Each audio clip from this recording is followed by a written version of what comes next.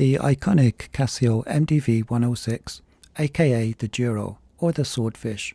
I was motivated to return to my channel after an extended break to make this video because I watched lots of videos about the Duro and they all seem to get two things consistently wrong, in my opinion.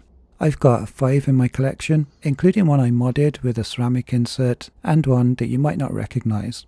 Let's look at the classic black colourway first. And you know, the watch reviews I enjoy the most are by Random Rob because I like that he just holds the damn watch still so I can see it, and he doesn't entertain overly edited videos and annoying macro footage, so I'll try and present this how I'd want to watch it. The first thing I hear about this watch is that it's too big, but let's give that some overlooked context. Now first, I should do disclaimers. I paid for all of the watches in my video, and I put an affiliate link in the video description to where I bought mine. I can earn a small fee at no extra cost if you later make a purchase. So most of my daily wear watches would be extremely lightweight, such as a small digital Casio or a vintage wind-up from when watches were all much smaller.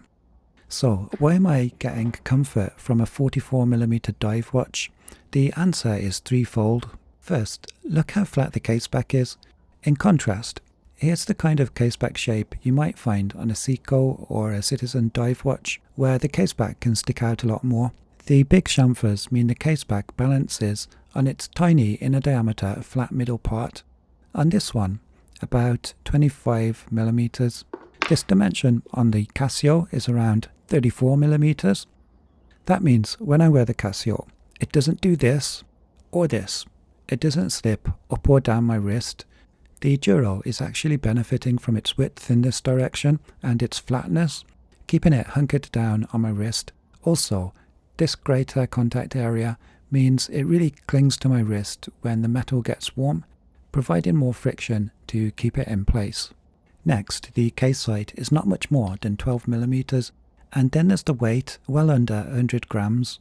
Everyone's favourite benchmark, the SKX, also on a non-metal strap, would be about 20 grams more despite having a smaller case. Of course, the SKX does have a heavier automatic movement versus the Casio's tiny quartz movement.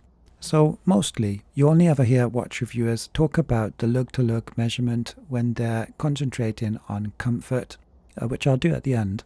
But the lug-to-lug isn't everything.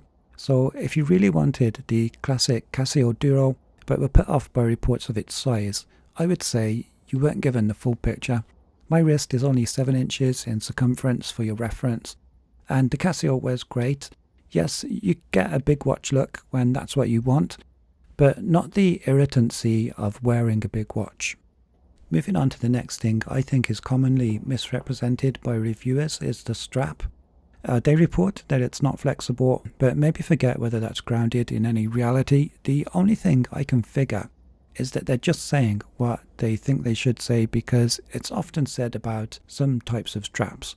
And I think they're carrying over an observation from reviews of watches with typical rubber Seiko straps, like this one from an SKX.